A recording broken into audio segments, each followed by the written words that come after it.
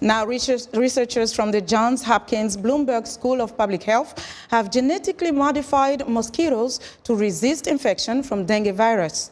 The researchers manipulated a component of the immune system, the JAK-STAT pathway, in the Aedes aegypti mosquito that carries the dengue virus. As a result, fewer mosquitoes became infected, and most of those that did had very low levels of dengue virus in their salivary glands, the location from which it gets transmitted to humans. The research shows it is possible in the lab to boost the natural ability to fight the dengue virus as a first step towards suppressing its ability to spread the disease. The research was published in the journal PLOS, Neglected Tropical Diseases. Dengue virus sickens an estimated 96 million people globally each year and kills more than 20,000, mostly children. Dengue is part of the neglected tropical diseases, or NTDs, a diverse group of tropical infections which are especially common in low-income populations in developing regions of Africa, Asia, and the Americas. For more on NTDs, joining us via Skype from Seattle, Washington, is Dr. Julie Jacobson, counselor with the American Society of Tropical Medicine and Hygiene. Dr. Jacobson, welcome to the show. Thank you very much. Pleasure to be here. Now, would you give us a sense of where we stand in the fight against dengue fever? Dengue has been an expanding global infection, and its actual reach has been increasing over the past several years. So the urgency to find effective ways to address dengue and to contain it and the morbidity that it causes is really a high priority. Where do we see hope?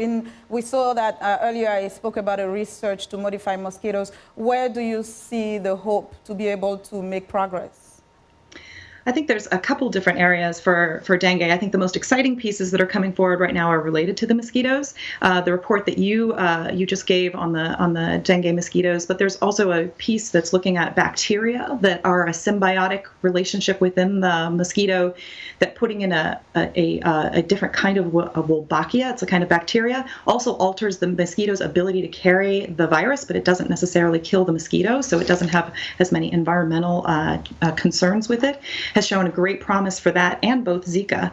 So I think some very exciting things around mosquitoes, some advances in vaccine-related work, and then improving access to care for those that are infected. Now let's talk about another NTD, Guinea worm disease. Earlier this month, it was reported that it has been eliminated in Mali. Where do we stand when it comes to the global eradication?